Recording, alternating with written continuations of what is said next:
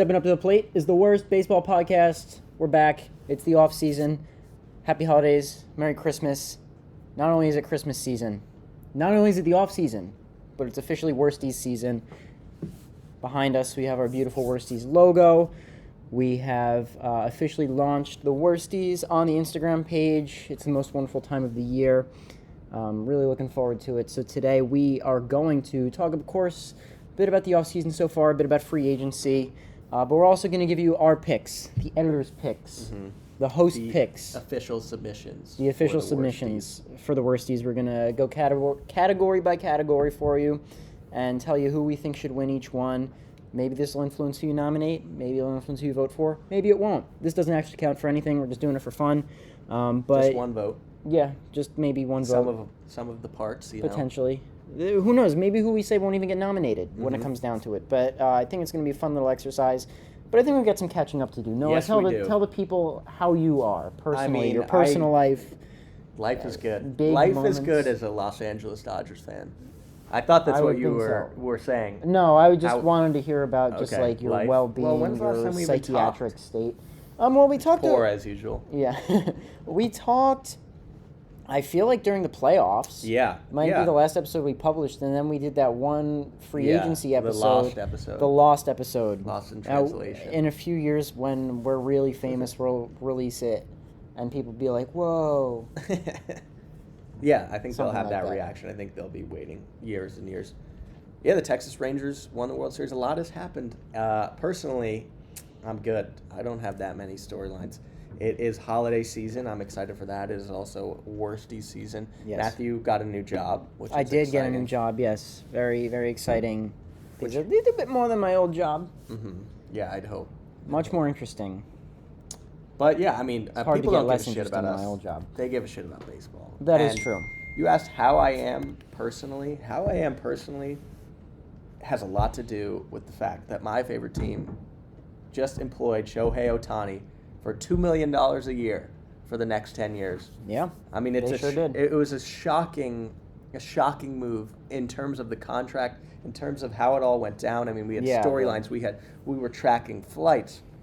For a while, I mean, the storyline was really, people were complaining that this was a missed opportunity from the MLB, that the free agency was not interesting enough. You didn't, have this LeBron James-like, storyline that you're following every day. You're refreshing Twitter, and then, boom, in the final days of the Ohtani saga, we have everything go down with flight trackers and, fake information, and that the people of Toronto, the country of Canada, gets their hopes up. But in the end, he comes to the new evil empire. That's right. The Dodgers are the new evil empire. They are the smartest team in the league. They are the most talented team in the league. And I think this is not only, obviously an incredible move. Every time you sign, the best player in the league, you're going to be excited. But I think this is a great move for baseball. We officially now have a villain. We have the casual fan interested in this Ohtani story. And, he's going to fit perfectly at the top of the order with Mookie Betts and Freddie Freeman. And, he's going to play postseason baseball for the first time in his career, and I think that will be great. I'm pretty confident he will be. I think, maybe 7 different Dodgers starters could get injured. They'd still make the playoffs. But, yeah, I think it's a great thing, and, he seamlessly fits into the offense. There are, concerns, I guess, with the medical history, but it's a fascinating storyline, and he makes that top of the order the most talented top of the order we've ever seen in baseball history. Potentially, in baseball history. It was quite the saga to follow. I think the funniest part of this whole thing is, funniest, most entertaining. I love the drama that was drummed up by all of the reports coming out in days leading up to it. People tracking his freaking flight that wasn't even him. It was Robert Herjavec from Shark Tank. Yeah. It was ridiculous. Did you see, not to cut you off, to cut me off. To cut you off, sorry. To cut you off with a point that I thought was interesting.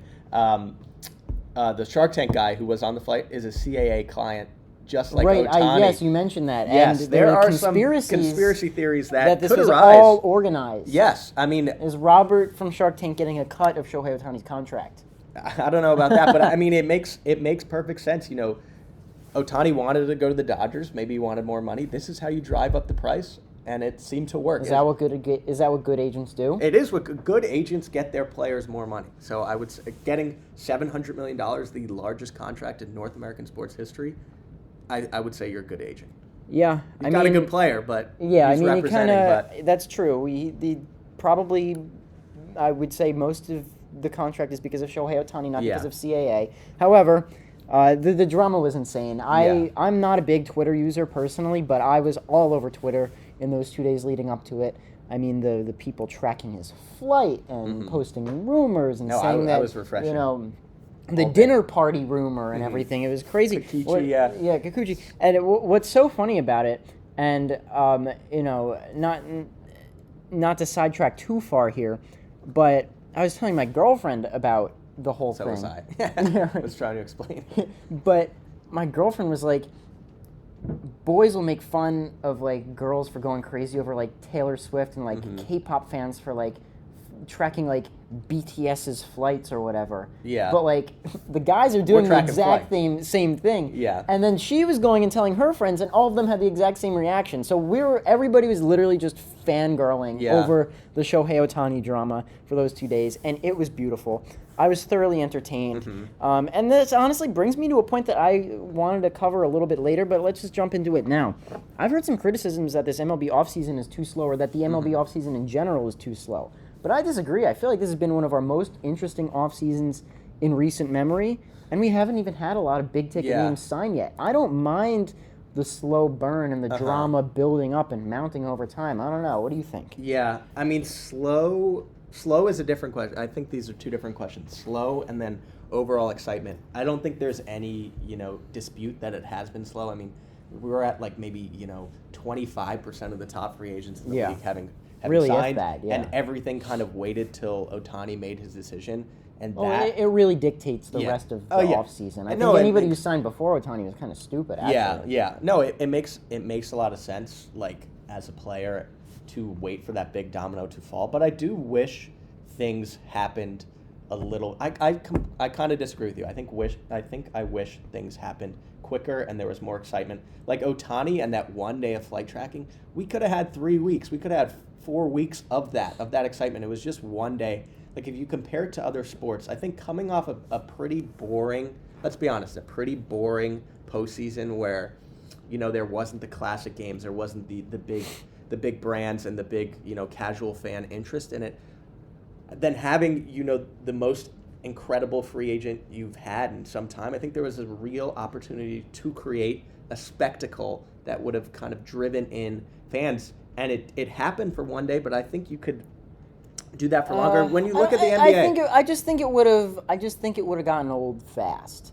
I don't mind. We eat this shit up. I think we would have loved it. Yes, you and I for sure. But I don't know that you're a casual fan. I think it would have drawn more criticism than praise if those kinds of rumors and drama spread out over the course of weeks rather than a couple of days.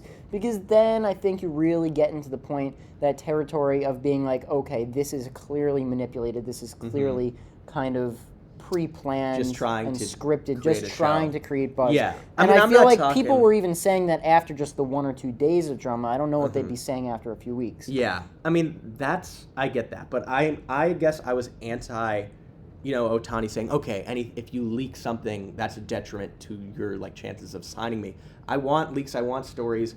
And if you look at a league like the NBA, right, I think free agency, it starts July 1st. Midnight July 1st, you refresh Twitter, there's 8 deals, already. I kind of, that quick and just tons of deals in a short amount of time, it would be awesome for a baseball fan. And this is an unbelievable free agent class.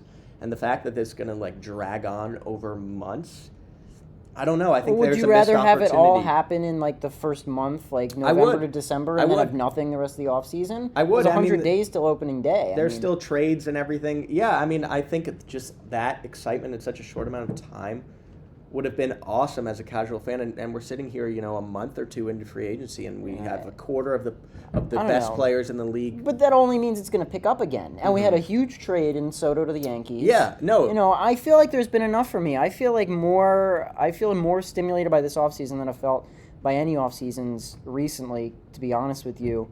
And let's not forget the fact that it's called the offseason. I mean, I don't know what people are expecting.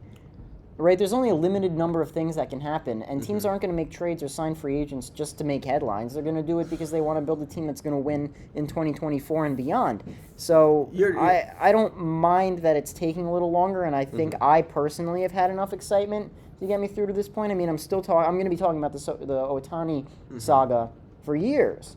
Yeah. And, so I don't know. Imagine two different sides of the coin. The flight tracking day, imagine if you had more days like that. That day was, awesome. You admit it. Right, It was our favorite day of the... But yes, for it's sure. hard to create those storylines, with the Josh Hader, but if you have smoke and mirrors and you don't know, fan bases are getting excited. Oh, Josh Hader's in Texas today, Yeah, but stuff like that. Like too much of yes, I feel like you want your cake and you want to eat it too. I do. That's what we want as fans. I don't know. Good things. I don't we want excitement. I think it would take the excitement out of it if that kept happening. I don't think so. I don't think know. Big, huge contracts and the landscape of the league changing is exciting, and when that happens slowly, it's a little less exciting. That's what I think. All right, well, you're entitled to your opinion. Especially after, I think we both agree, though, that the postseason, it was one of the, least watched World Series, maybe of all time.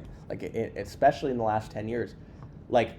There is a missed opportunity there. And this was a whole thing. Ken Rosenthal wrote that article about how this was a missed opportunity. And I agree with him. Ohtani's free agency, we could have had 3 or 4 weeks of that flight tracking stuff but nothing gets leaked. And I get it, it's leverage. I just think an avalanche of news would be awesome. It would change the course of the MLB in a week or 2 weeks in a sport that we're going to get to our top 5 power rankings later, and it's these are probably going to be teams that we would have had there last year, because there hasn't been that huge barrage of news coming in. Bryce Harper, I remember he signed in February with the Phillies. That's too late. That did take a I don't want that. That's same with spring Machado. training. They signed almost the same time. But yeah, the free agency is its own thing, but I don't know how you come away from that and not look at the Los Angeles Dodgers as the favorite to win the World Series. No, absolutely. Do you think they're a super team?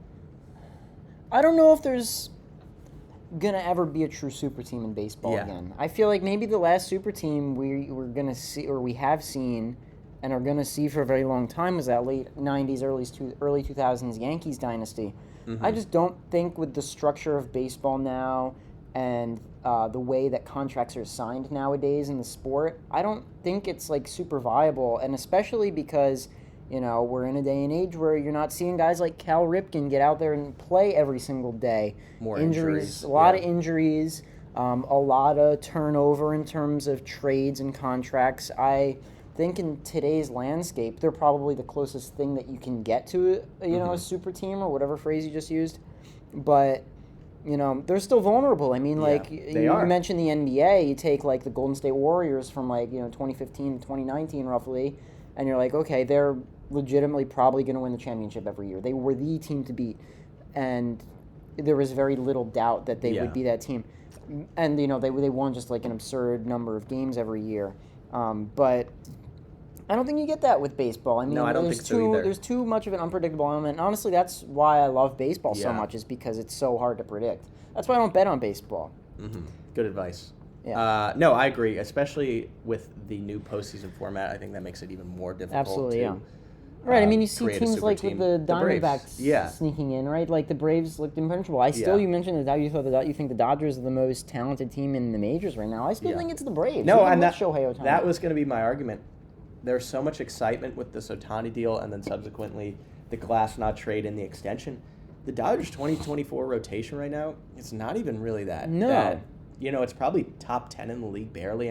Glasnow's a question mark. Walker Buehler's a question mark. The thing is, I really don't think that there are any rotations in the majors right now that that really stand out as elite. I think there are a lot of lineups that stand out as very, very strong, but rotations, a lot of teams have 1 or 2 top guys, but after that, it falls off. It's the same with the Braves. It's a lot of question marks. I agree with you. I don't think they're a super team. I don't even know if this, if you take, over-under half a World Series next 3 years, you take an over-under. For the Dodgers, I'm still going to take the under. You still take the under on every team in that league because the playoffs are such. But I don't bet on baseball, so I'm not going to take the over or the under. There's such a question mark. Their projected outfield right now is Jason Hayward, James Outman, and Chris Taylor. That's a bottom 15, bottom 10 outfield in the league. But I think it creates almost a perfect dynamic where the playoffs are still wide open, but now you have the casual fan turning in next October being like, are the Dodgers going to choke again? Are the Dodgers going to choke again? Kind of having the whole universe root against them, especially because of what went down with the contract. I know people had some issues with that, kind of the deferment of money. I think I'm supporting the poor Angels fans by rocking the Halos cap today. The Angels, I mean, how did they not trade that dude at the deadline? That is a miscarriage of justice to their fans. Yes, it's a miscarriage of justice to the fans, but the thing is, Artie Moreno only cares about money, and he got more money by keeping Shohei on that team for half a season than he would have. Okay, but they're going to draw no fans now for the next 6 years. Maybe they would be good in 4 years if they, corralled a bunch of prospects, but potentially. Speaking of corralling anybody and teams that are not very good and could be also not good for a very long time, we thought that was going to be the Kansas City Royals, but they're making a lot of moves this offseason. They've signed Garrett Hampson, Will Smith, the pitcher. Automatic World Series. Right. Chris Stratton. His initials are WS. Yeah. World Series. Hunter Renfroe, Michael Wacha, and Seth Lugo. I mean, those are types of moves that I feel like a contender would be making to bolster their that's exactly rotation. what I thought. And are they a contender now? Are those the moves that can get them into the playoff picture? Listen, they really do have a better depth chart. I mean, their rotation right now, honestly, I feel like they could potentially have a top 10 rotation. You got Reagan, Brady Singer, Waka, Lugo, and then Marsh or Lyles. Obviously, Lyles had a terrible season. We might talk about him later. Yeah. But, a decent bullpen, right, with Will Smith and Chris Stratton now rounding things out. They got Nick Anderson in there as well. Nick Anderson has been. I'm sorry. Yeah, I mean, he is. But, he's still a name. Perez still hits. Melendez is good. Yeah, they obviously have Bobby Witt, Bobby Witt's only getting better. Only getting better. Of Bobby Witt stock. Yeah, and they I think he might win the MVP next year. He's that good. Yeah, he is a great player. The thing is, they had a lot of injuries last year. I mean, Vinny P went down. They had a bunch of guys. Singer, I thought, the World Baseball Classic kind of impacted him. He's a guy that I think. Yeah, he wasn't injured, really but I almost feel like he was fatigued. Yeah, but no, I think the Royals have made some really good moves. I think they could sneak towards the top of. They weren't a terrible team once Reagan's kind of became a pretty good pitcher. Two of the year. No, I mean I think last year was a tough year for the Royals, unjustly difficult. I did not expect them to be nearly as bad as they were, and I think that with these moves, and I don't think they're done. I think they're going to go out and grab a few more pieces like the guys that they've picked up. No superstars by any means, but I really like their approach to building a team that they're using right now because it's signing guys, it's signing key pieces, right? I honestly feel like a Michael Wacha and Seth Lugo combo does more for a team than necessarily, hear me out, a Yamamoto will do for whoever ends up getting crazy. him. Clip that. That's crazy. Michael Wacha, you're talking about Seth Lugo couldn't start games until 2 or 3 years ago? No, he didn't start games until 2 or 3 years ago because the Mets would not let him be a starter. Because he wasn't that good. He's a league average. Two league average starters. I'd rather have two league average. I'd rather have 2 league average starters than one ace pitcher. You're telling me right now I get to offer you if you were a Yankees fan. He's not a Yankees fan. If you were a Yankees fan, at the beginning of the offseason, I say, okay, Yamamoto, you could have that guy for the next 10 years, or would you rather the Yankees sign? Well, 10 years is different. Yeah, but that's the contract he's going to get. That's the contract he's going to get. I'm just saying immediate impact. I'm saying immediate impact. Okay, sure, there's the excitement beyond Yamamoto, around Yamamoto, but we've also never seen him pitch in the majors. I mean, these are two seasoned veterans. We've seen Michael Wacha pitch in the majors, and he's an average pitcher. He went through stretches last year where he was pitching like an all-star. All I'm saying is I'd rather and I think, okay, maybe if Michael Wacha's a league average pitcher, I still think Seth Lugo is an above league average pitcher. I would say he was pretty good last year. I mean, they got two. Those guys were on the same team last year. Yeah, the team had all the talent in the world, and they stunk. Well, it's because they're the Padres. Go back to episode 2, cursed teams. I mean, I couldn't disagree with that take more, Yamamoto. If there was a way to quantify that, I wish we could bet it, even though you don't bet. But I also just disagree. I don't think the Royals are anywhere near a contender. No, they're not. I'm not saying that they are. Okay, but they're in they a very could win the Central because of the division. I don't know that they could even win the Central. See, I still think they're a weaker team than the Twins and the Guardians. I think they could sneak into second place. I don't know. The Twins lost Sonny Gray. The Twins are now fielding offers for some good, solid hitters. Oh, they've been fielding offers for Max Kepler for 6 years, and he comes back every Speaking damn of year. average players. Yeah. No, I mean, I'm not going to buy the Royals. I still think they're a below 500 team.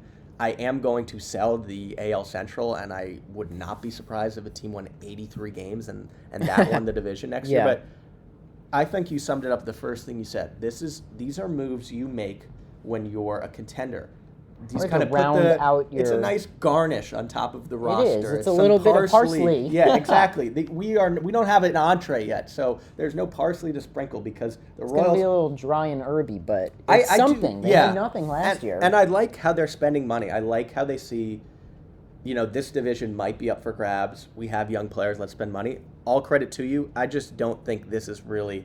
I mean, these moves. I don't even know if they're adding 5 wins to the roster. I think this is probably a 70 to 75. This is where I completely disagree. I do like the rotation. I feel weird because I do like the Royals roster, but it has very little to do with the moves they've made. I like Reagans. I like Singer. I even like Michael Garcia. I like Witt, but just, I don't know. These are moves that they're maybe, these are moves I would like to see, a Texas Rangers team make. Put in Waka and Lugo to finish out. You'd be the 4 or 5 in the rotation. I don't know. These are not teams that I think the 12th or 13th best team in the AL should be. The thing is, I really disagree with the fact that you think that this is only going to add 5 wins to their team. What did they win? All right, let's make a bet. Even though you don't bet. Okay. No, they won more than 53. No, I think they legitimately won like 53 games last year. I think I'll take the under 74 and a half, 75 and a half. I'll take under. They might have won. I think maybe they won 50. I mean, you're saying they won 56. Right split in the middle. Yeah. What do you think the Royals? Okay, what do you think the Royals are next year? How many wins does this add? And I think they would have gotten better. So let's not say they're a 56-win team. I think the Royals finish no worse than the Washington Nationals finished this year at 71 and 91. I mean, I don't even think if you told me they finished better than 71 and 91, I don't make these moves. Like, I don't think this is. I think there are 75. I love how we're devoting several minutes arguing about a potentially 70-win honestly, team. They've had one of the more interesting off seasons. Okay, are they finishing top? Well, the White Sox and Tigers. Are they finishing with a better record than the Tigers? I think that's a comparable team to them. It is definitely a comparable team. I like the It's Maeda interesting signing. Because. Yeah, I like the Maeda signing too. I mean, at this point, yes. It depends what the Tigers do. All right, the rest of the offseason. I'll take the Tigers over the Royals. Okay, I'll take the Royals over the Tigers. All right, we'll figure out stakes later. I like that. Yeah, one last thing. PTBNL. Yeah. One last thing before we get off the Royals. I also think it's just not I think the dumbest thing you can do in Major League Baseball is today. Name your child Noah. In Major League Baseball today. I thought of that before you said the Major League Baseball today part. I think it's really dumb to invest money, especially when you don't have a lot of it, into relief pitching.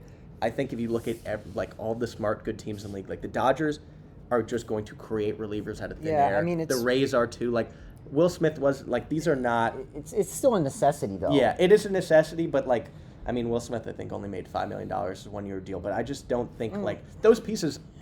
If you told me we add up the Will Smith and Chris Stratton WAR at the end of the year, okay, but this is where I have a gripe with WAR because you can't value relief pitchers with it the same way that you value any other position. Yeah. Yeah, I mean, that's a whole other argument. We'll see. We'll see. Well, here's what I'm saying. Is I think that the Royals came with this. They said, we need 2 more starters to have a solid rotation. I agree with that. And then they recognized that they're pitching Alec Marsh or Jordan Lyles, who was arguably the worst pitcher in baseball last year, as their number 5 starter. They need some backup if they want to have any chance of competing in those games, and then that's where the relievers come in. Yeah. So I don't know. I like what they're doing. I think that they're going to be better than you're giving them credit for, and I would rather have Michael Waka and Seth Lugo on my team than Yoshinobu Yamamoto. That's crazy. I will agree with you. Waka and Lugo are upgrades over what they had in place. But I'm still not buying the Royals. They have not had some A+ offseason. I see that on Twitter. I don't buy that. All right. Well, speaking of Waka and Lugo, unless they make another big free agent signing. Cody Bellinger to the Kansas City Royals? I would love it. Well, this brings me to my next point. Their entire valuation of their franchise to sign him. Okay, so we got our pod. We were talking a lot of former, current, maybe never again Padres.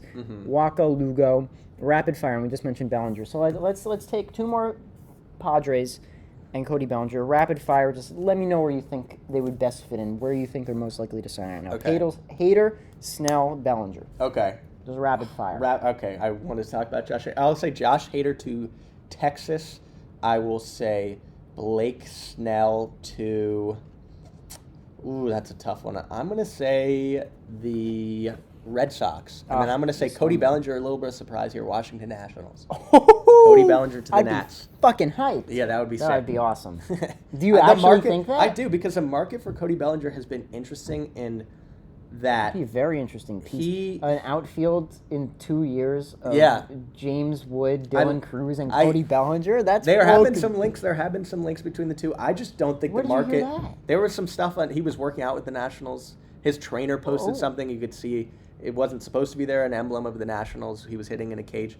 I also think the market around him has collapsed to the point where it might be a surprise team. Like, we thought the Giants, and then they make their big move.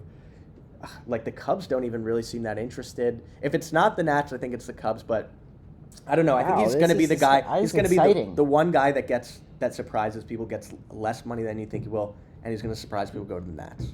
That's what I think. I would be very happy. And don't take this the wrong way. I'm not saying whether I am or I am not a Nats fan, but we live in DC. In DC. So we get to watch them for $3. Yeah. So. Literally. I think $5 is the least you can get in for, but what's the difference does it make at that point? Mm-hmm. And he's also been one of my favorite players for almost 10 years. He was literally my favorite player as a child as a Dodgers fan.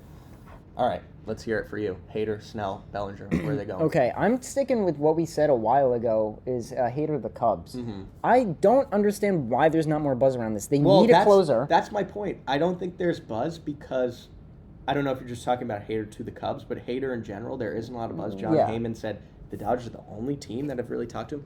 I wouldn't be surprised if he goes to the Dodgers. Yeah, I wouldn't be either. Really good I wouldn't be either, but I think that's smoke and mirrors that the Dodgers are not. I don't think the Dodgers are going to sign him, and I think it's because it's a mistake to put that much capital, especially with him. He's going to get a lucrative deal. He's going to get a lucrative deal. In a reliever. Okay, but it's just simply value. Every reliever in the league is good today. Yes. But not every reliever in the league is Josh Hader.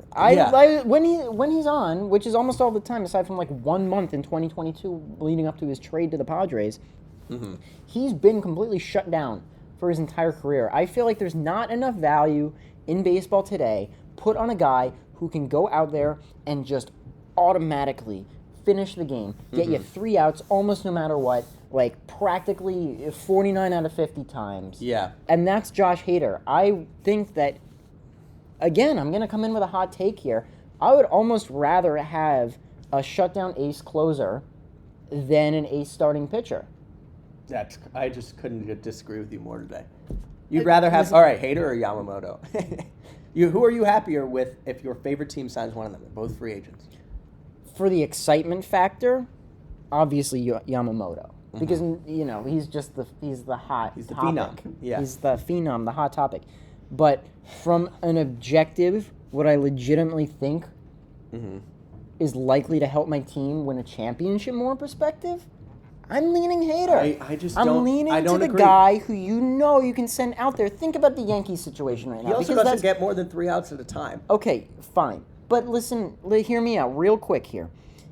Think about the Yankee situation, because they're the ones connected with Yamamoto, right?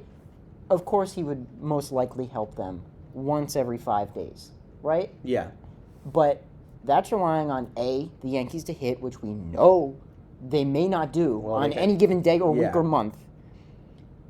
And that's also relying on him to be completely on and put the Yankees in a situation hit. You can't expect even the best pitcher to do that every single time they go out there. But you take a guy like Josh Hader, you put him in when you need him, when your team is already winning, when you have a 1 or 2 run lead in the 9th inning. And with the Yankees, that might be all they're leading by. I think. Right? Yeah. And he's going to go out there and shut it out. Who's their closer right now? Clay Holmes? Yeah. Terrible. Yeah. He's so unreliable. Yeah. I would feel so much more comfortable sending a guy like Josh Hader out to the mound in the 9th inning. I would feel more secure as a Yankees fan. I would be on the edge of my seat less. I'd be sweating less. As a hypothetical Yankees fan, let me clarify. We brought it up hypothetically a few times. We have. Might not be a hypothetical, but it'll. I mean, it's pretty hypothetical. Yeah. I speak in strictly hypotheticals You're on Nationals, this podcast. Angels, Yankees. I'm all over the map. It's all smoke and mirrors. It's like Ohtani's free agency. How many fucking times are you going to say smoke and mirrors today? That's my phrase of the day. It's clearly your phrase of the day. Anyway, my point stands. For a team like the Yankees, a team in that type of situation, and you can really extrapolate that. Oh, good word. Thank you. Extrapolate that ideology. Wow, it's not like he's writing a thesis. I really think every team in baseball, like, sue me with the hot takes, but I think that we should not devalue the importance of a closer. I'm not. We got to get to our power rankings. Okay, I'm not shitting on Josh Hader. I think you're right. I just don't think a lockdown closer is as valuable as you're making it out to be. But let us know what you think. I don't know. I'm here to be spicy today and go against the grain. So you had Josh Hader to the Cubs. Oh, right. Yeah, I got to finish my... yes. Yeah. Now. Yeah. I'm going to say Cubs just because I think it would be a great fit. Uh-huh. However, he mentioned Dodgers, and I feel like there's a chance he sneaks over there. Yeah. I really don't see it. I don't see it happening. I don't know. They're in spend mode, clearly. So... and then Blake Snell, I was going to say to the Red Sox. I feel like it's a fit that makes sense. But again, I don't know why, but I don't think anybody's going to really pony up that much money for Blake Snell, so I wouldn't be surprised if he ends up going to a non-contender like the Angels or something. Yeah. He might just want that big contract. I really think he does, He's kind of fluctuated season by season. I know, that's the thing. Might want to cash in. Yeah. He's a great pitcher, though. I do think he's underrated. It is a very interesting market. I'm going to say, just let me look for 1 second. What about Philly? Even though they got Nola? No, I don't see him in Philly. What about Toronto? I feel like Toronto's really rotation's pretty set. Yeah, I for some reason I'm not going to give you a specific guess here. I'm going to say he goes to an AL Central or an AL West team. Okay, I could see if Jordan Montgomery doesn't go back, he goes to Texas. Interesting. Yeah. I don't know. I feel like I don't see Texas making that move either because they don't really have to. It's a risk. I don't know. Their rotation is not a risk. Their rotation is pretty decimated. Scherzer and DeGrom are okay. now What about to Cleveland? They lost Martin Perez. What about Snell to Cleveland? They're not handing out that money. I don't know because what about he might Seattle? go for less. He is from Seattle. I did say AL West. Can I be GM for 5 seconds? If I was the Seattle Mariners GM, I'm trading one of my. That was 5 seconds.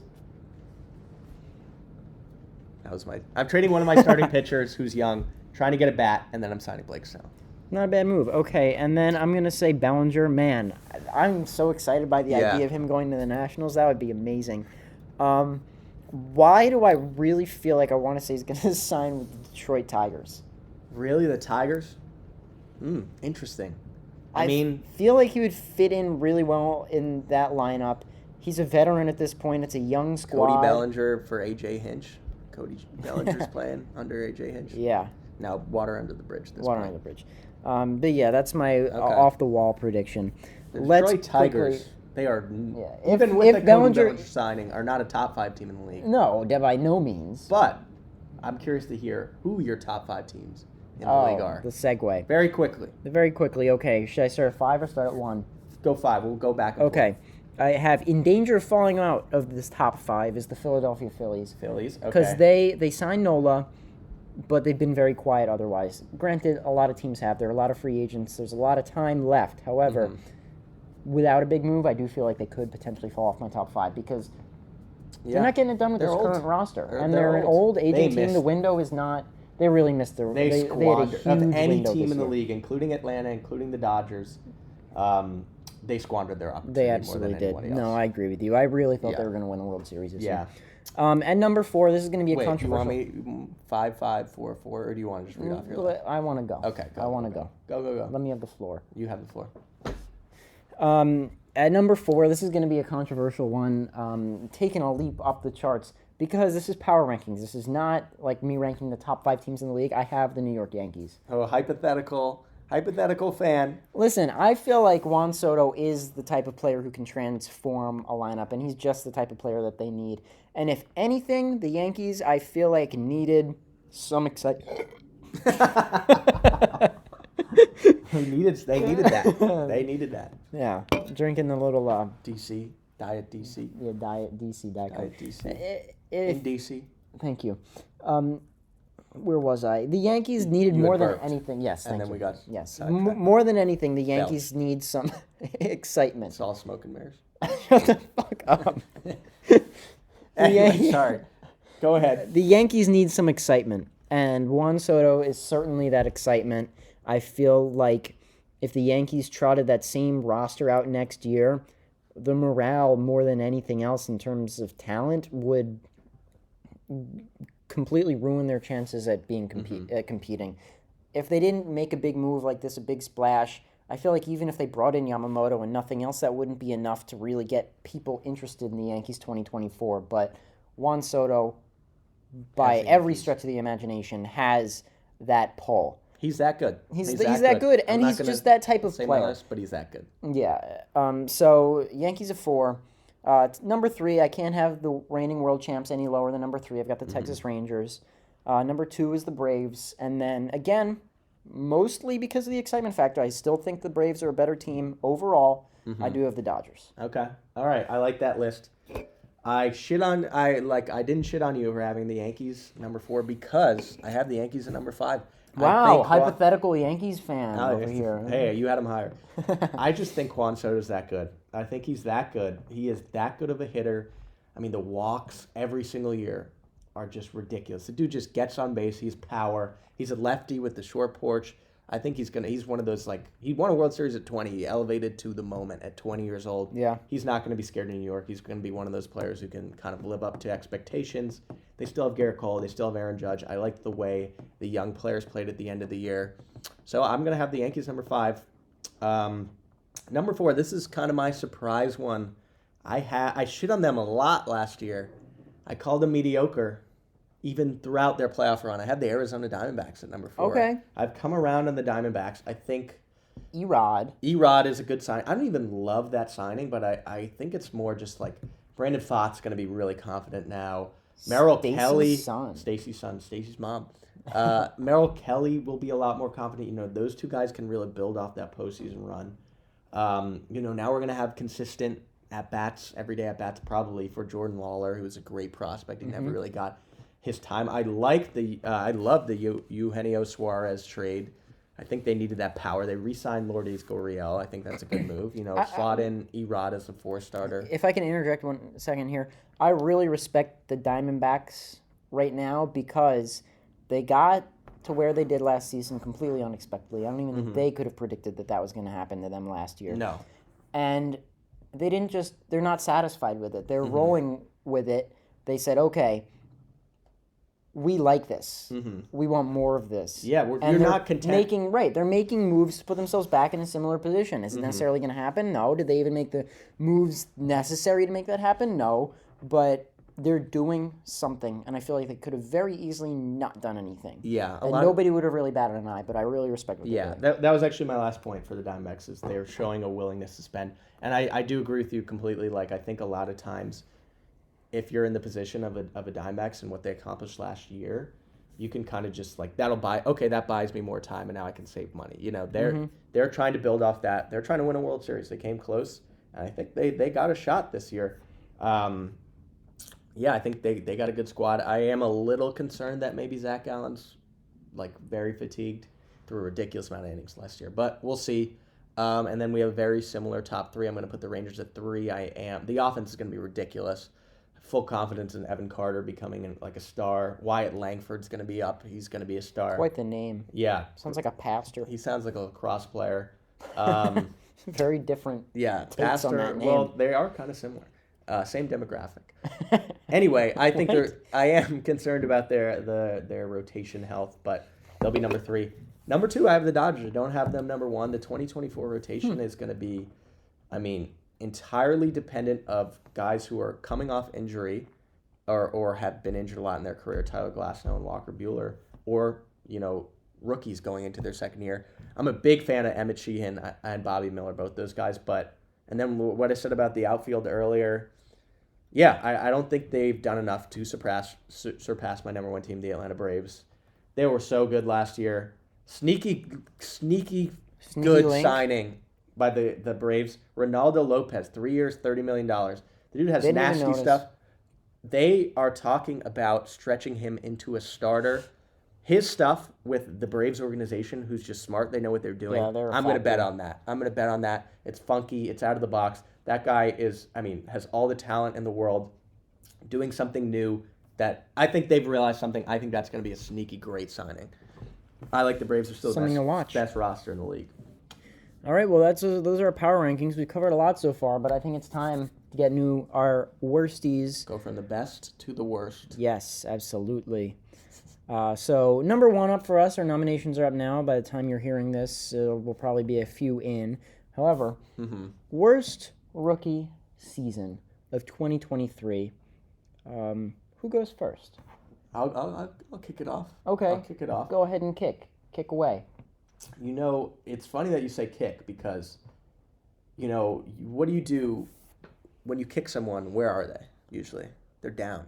You kick someone when they're down. Is that when you're kicking people? Personally, you kick them when you're down. It's an expression. Yeah. You're not. No, Ow. I just kicked, and I wasn't down. So anyway, the transition is gone. The worst rookie in the league, I think, pretty clearly. I don't know your answer. I'd be surprised if you have a different one. Brett Beatty. That guy. Oh. All the expectations in the world. One. Not only did he perform terribly. Mentally, it seemed to go terribly. I mean, he was dropping fly balls. New York's fan base turned on him. He had an OPS under 600. He looked like he was going to be a great player coming in the year. I'm not giving up, but he had a terrible rookie season. I mean, an F. It was a straight F.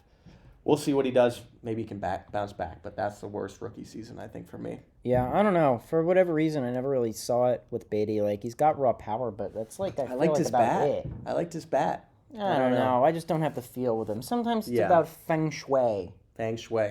And I don't have the thing. I don't have the shui with Brett Beatty. Yeah, he nobody does at this point. Yeah, I never did. Who's your worst rookie, though? My worst rookie is, I don't know how, I mean, like, yes, Brett Beatty, I guess if you're taking expectations into account.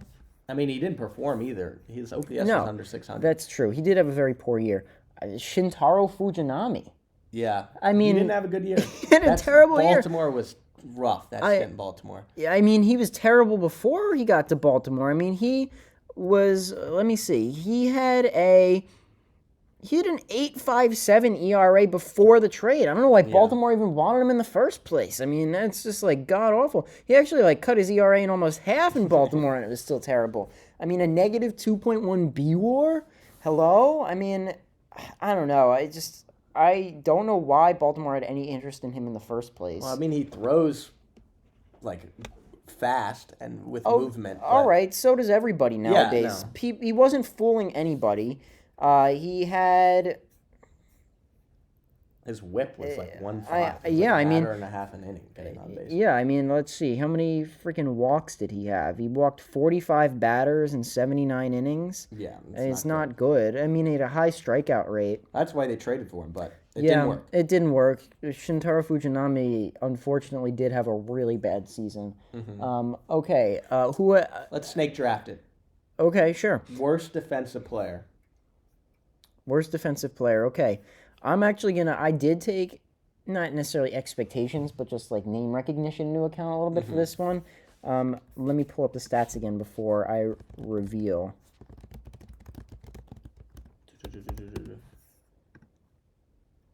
Ooh. I'm not going to say it, but. Yeah. Where are the stats? Where's the stats that I need here? Defensive. I can go in the meantime. No, we're snake drafting. I'm almost there. There we are. I'm taking Trey Turner for worst defensive player. He had some of the worst defensive run saves in the league. Let's see, negative 12 defensive run saves at shortstop, a vital position to be a good defender.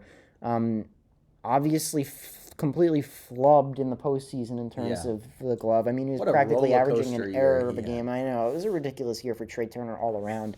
But negative 9.1 UZR, led the league in errors. I think 23 errors this season. I mean, I know that's not the best defensive stat, but it was a rough year for the glove with Trey Turner. And a guy who, is very fast, very agile, very athletic. Not really much of an excuse there. A 960 fielding percentage is not good. At times, I mean, he just looked like he wasn't confident in the field, especially in the playoffs. He made a few errors. Yeah, I mean, Trey Turner, when you make $300 million and you find yourself on absolutely. The Worsties, that's not good. No, it's definitely not good. Even though he's a 4-tool player, he's not a 5-tool player. Defense isn't there. I'm going to stay on the same team for my worst defender. I'm going to go with a guy whose team literally got turned their season around when they took him out of the field, and that is Kyle Schwarber. Kyle Schwarber, he didn't play the whole season. Talking about kicking someone when they're down. I mean, I think he'll be the first to admit that he's not much of a defender. No, he's not, and the reality is the Bryce Harper injury kind of forced him, when he was first back and couldn't play first, forced him in the field, and he was terrible out there. I mean, he lost them some games. He is truly, just terrible at defense. I don't know how it's possible to make the MLB that bad at defense. He has to be thanking the Lord for there being a DH in the NL now. But, yeah, I mean, he was just terrible defensively. He's always been terrible defensively. And the fact that he played, 70, 80 games out there in the field. Yeah. It's too much. And he was my worst defensive player. That's valid. And now, speaking of the worst, they are all the worst. That's not a good segue. That's terrible. The worst game. The worst game by a single player. The worst game by a single player. For this one, this was my easiest selection. It is Lance Lynn in Game 3 of the NLDS. Oh, interesting. I didn't even I didn't even look at the playoffs for this one. Okay, yeah, well, but I have someone on the same team, so. Interesting. Every time that you can give up 4 home runs in an inning. Actually, it wasn't even 4 home runs. It was 5 because Moreno hit the home run and went foul by an inch. And they took 5 minutes to review it. It came back and hit a home run the next pitch. So he really, it's on Dave Roberts for letting him in the game. That was the worst half inning by a pitcher I've ever seen in my life. I know this is for season. If we're going to do worst single inning in the history of Major League Baseball, Lance Lynn would win that award too. The team needed him in. He gave up 4 home runs in 1 inning. What more can I say? I guess if I had considered postseason, I might have taken that one. But I have another game that you may remember. You said Lance Lynn gave up 5 home runs, but it was actually 4. Tony Gonsolin, August 18th against the Miami Marlins, and I chose this specifically because it was against the Marlins, who were a notoriously weak offense. Hit 5 home runs in 3.1 innings from Tony Gonsolin. 10 earned, 8 hits, 4 walks, 5 homers. It's not a good day. That's a very, very bad day. That was not a good day at the park. No. To be fair, if we are being fair, I kind of don't like your answer because he literally needed Tommy John when he was pitching in that game. That's not an excuse. That is an excuse. But, he pitched terribly, so sure. I like the pick. Thank you. I don't. Is it my turn again? It's your turn again. Okay, this one's worst mid-season collapse, and this is always an interesting one for me because it could be a team or it could be a player. The past 2 seasons, the people have voted as a team, but I'm going to go with a player for my pick this year, and it might not be one that you're expecting or even would have recognized, is Framber Valdez. Yeah, he was bad the second half. I don't know if you remember. I don't know if anybody listening this remembers. Probably if you've made it this far, you like my page enough to know that I do this. Is at the All-Star break every year, I do a cumulative honor roll and a cumulative detention roster. And it's basically the entire first half, the high honor roll. And then I put a Cody Bellinger meme at the end because high. Yeah. And then, so Framber Valdez made my high honor roll as one of my 2 pitching selections in the first half. He was on pace. Yeah, I thought he had a legitimate shot at the AL Cy Young. First half, 2.51 ERA, 111 innings pitched, 116 strikeouts, only 26 walks, a 1.05 whip. Really, really elite stuff. And then he completely fell flat on his face. In 87 innings, he gave up 45 earned runs, 31 walks, and only 84 strikeouts. So, he just completely lost it. The strikeouts per walk completely hit the tank, and I feel like that's where things began and end with him. But, yeah, Framber Valdez had a terrible second half, completely took him out of the running for Cy Young when I thought he was the front runner going into the All-Star break. That's my pick. I like the pick. He was terrible in the second half.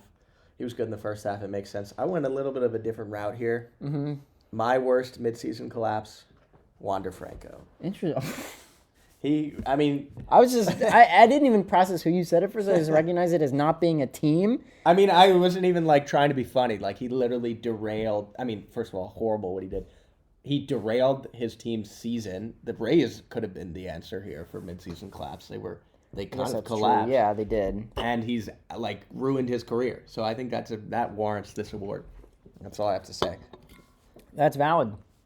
Wander Franco, terrible Much better first half than second half.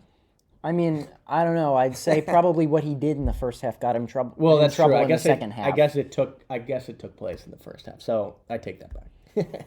Worst midseason collapse. Worst morals, perhaps. Worst person. That should be an award. Worst person. That's interesting. I give it to Dave Roberts. I'm just kidding. That's interesting. I did take out worst uniform this year because I thought it was a little repetitive.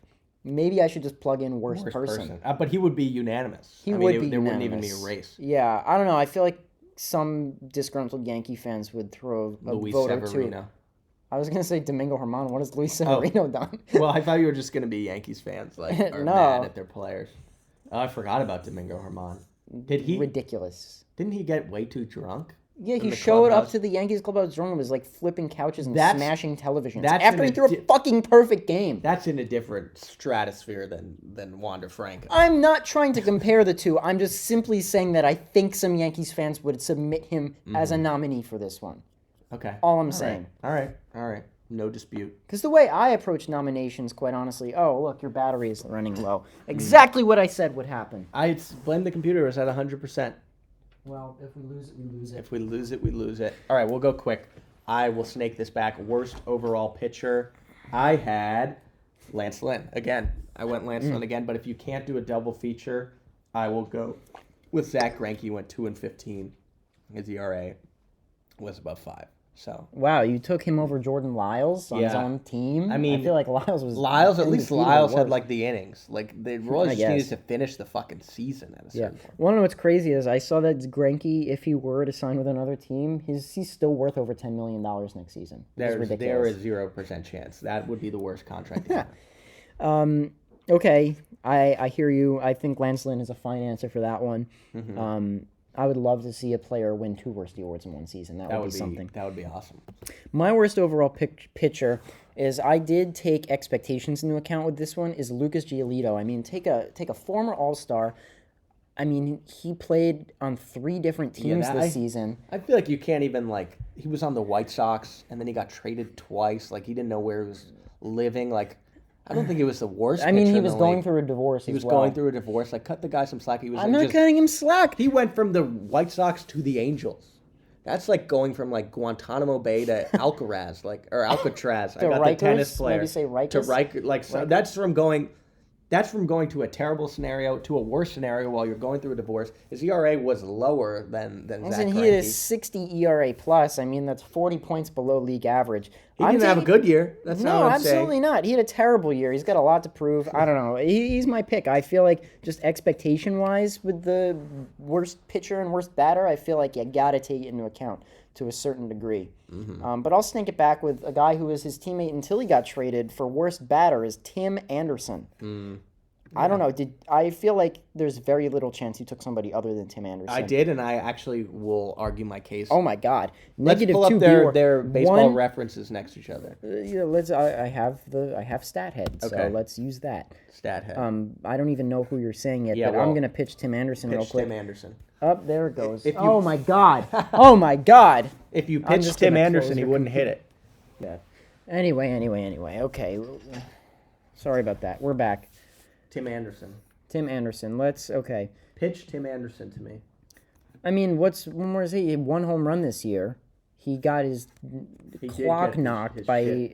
It's worst hitter. I know, but I don't know.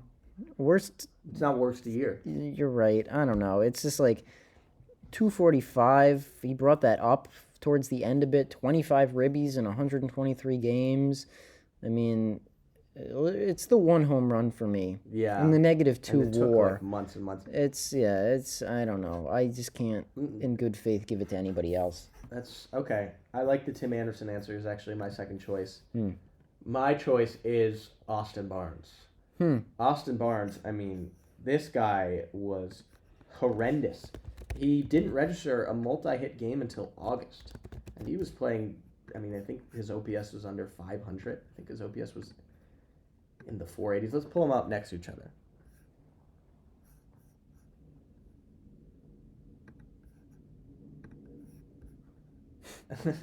Austin Barnes stinks. And he got a good amount of at-bats. I know he's not a starter, but he got enough at bats that warranted him being on this list, in my opinion. Let's see. I know for a fact he had a lower. He had a higher WAR, negative 1.1. Well, because he's a good defensive catcher. 2 home runs. 2 home runs. All right, but batting average was 180 He's to only 240. at 200 plate appearances. You're giving it to a guy 200 plate appearances? That's a lot of plate appearances. Not 524. All right, he hit 65 points lower. He did have a 36 OPS plus, which is abysmal. Yeah, his OPS was almost 100 points less than Tim Anderson. Tim Anderson's OPS was horrible. But we'll see. We'll see who wins the Worstie. We'll see. I'm sure they'll both get nominated. So we'll see who wins the Worstie. All right, our final one, worst moment, period. My worst moment of the season came towards the end of the season. Is Seiya Suzuki dropping that fly ball in Atlanta to extinguish the Cubs' second half revelation. And that he dropped that ball, it lost the game to Atlanta, and then that was their season, essentially. I think a literal fly ball dropped ended the Cubs season, so I got to give it to Seiya Suzuki, even though he had a great second half of the year. He did have a very good second half. But that was the worst moment to me. Kind of ruined it there. Man, I was between a few for this one. I was considering the fight, but that was actually kind of awesome. Yeah, that was great. That was the best moment of the season. Okay, I'm between two. One of them wasn't even by a player. It was the Glenn Kuiper, the A's announcer. What did he say? When he accidentally dropped a slur. I don't even remember that. What? He said he was going to a certain museum. Oh, I do remember that. Yeah, that's definitely pretty bad. one. That was really bad. Worst moment could be Wander Franco. Yeah, I was considering putting him as well. I don't know. I don't want to bring it up again. Yeah, we have. I'm gonna not. Yeah, you stop seem like bringing talking about it. And then this one happened very early in the season, when Anthony Rendon borderline attacked a fan in the crowd. I mean, that was. You could have put like wild. 4 Anthony Rendon moments on. Yeah, Anthony Rendon. So I don't know. You got to pick one. What about? Can I throw another submission in there? JP Morosi. His worst moment. I wouldn't call that this season. That's a 2024 for me. That could be in the next Worsties. Yeah, if anybody's thinking about that a year from now, Toronto fans will be. Somebody, if you're listening, next year submit JP Morosi for the Worsties. Please. I'm gonna go with Rendon because it's immediately baseball, and also I think everything else he did and didn't do this season compounds how ridiculous that moment was. I mean, he was just a shit show. Yeah. All right. That wraps it up. That's the Worsties. Those are the Worsties. Have fun voting, nominating, voting. I hope everybody enjoyed the Santa promo. I had to pay some hoser on the internet to dress up in a Santa costume and film that. Think he's for me. listening? Absolutely not. There's no way. No but chance. yeah, I hope you guys enjoy it. A lot of fun for me to make the Worsties, my favorite time of year. And yeah, enjoy your holidays, everybody. Enjoy the rest of this offseason. Hopefully, for Noah's sake, picks up. Yes, vote. Any closing thoughts? I want to end this right at an hour, and we're almost there. My closing thought. Okay, super random. Didn't get this in. Worst signing of the offseason, Yaimir Candelario to the Reds. He's not good. They gave him $45 million, and he's blocking my 2 favorite hitters of theirs. Yeah, I don't know why they signed an infielder. Yeah. They don't need more infielders. Marte and Encarnacion Strand now. Those are the positions they play. That made no sense to me. Yeah, that's valid. Nothing comes to mind immediately for me yet. Luis Severino. I didn't like that signing either. It's Craig what Kimbrell. do they have to lose? Yeah, I guess Craig. I'll say Craig Kimbrell. Yeah, he's washed. We know that doesn't work out. All right. Thank you for listening. Instagram at the worst MLB. Until next time. See you later. Peace.